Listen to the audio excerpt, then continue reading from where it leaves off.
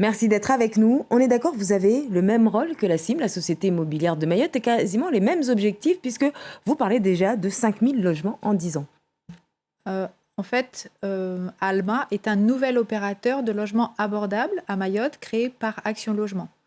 Donc Action Logement est différent de la Caisse des dépôts et consignations. Donc la CIM est une filiale de la Caisse des dépôts et consignations, et Alma est une filiale de Action Logement. Mais le travail est le même dans le sens où vous construisez des logements à accession, des logements abordables et aussi des logements... Des logements sociaux.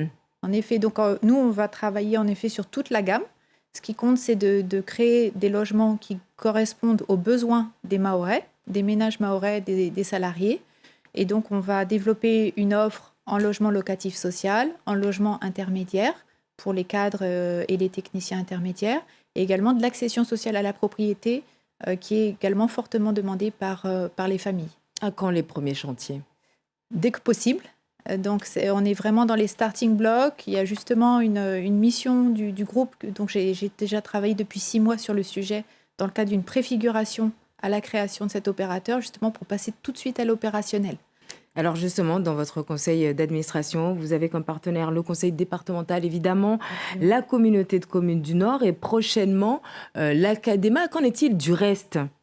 En fait, donc on est sur un système habituel dans les statuts. C'est le fonctionnement de toutes les ESH, de toutes les entreprises sociales de l'habitat d'Action Logement. Donc en fait, on a une majorité qui est prise par AELI, Action Logement Immobilier, qui est représentée par les partenaires sociaux, donc en organisation patronale et organisation syndicale. Donc la présidente de cette ESH est tenue par Carla Baltus, qui est également la présidente du MEDEF de Mayotte. Côté représentation syndicale, c'est Antoine Tava, qui est vice-président. On l'a compris, mais ma question était par rapport à vos partenaires, parce qu'on a aussi la communauté de communes de Petite-Terre ou encore du centre, celle du sud. Pourquoi est-ce qu'on n'est pas encore... Sincèrement, nous aurions vraiment souhaité. Après, on a des statuts types. Donc, les entreprises sociales de l'habitat sont obligées de répondre au règlement du CCH. Et donc, les statuts font qu'on est obligé d'avoir des collectivités qui font plus de 50 000 habitants.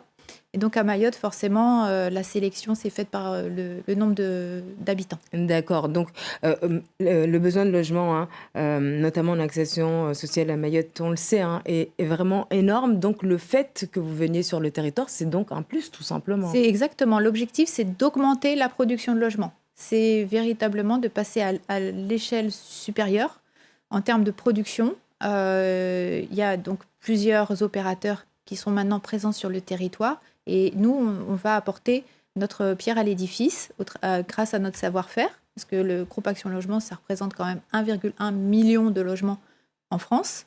Donc on apporte ce savoir-faire et également une approche adaptée au contexte de Mayotte. Donc l'objectif, c'est de créer des logements qui correspondent à la demande. Donc aussi des logements éco-responsables. Absolument. Donc l'impact environnemental sera très important. Également l'impact social. C'est important pour nous de créer des emplois, de créer l'insertion des jeunes au travers des chantiers que nous allons mener.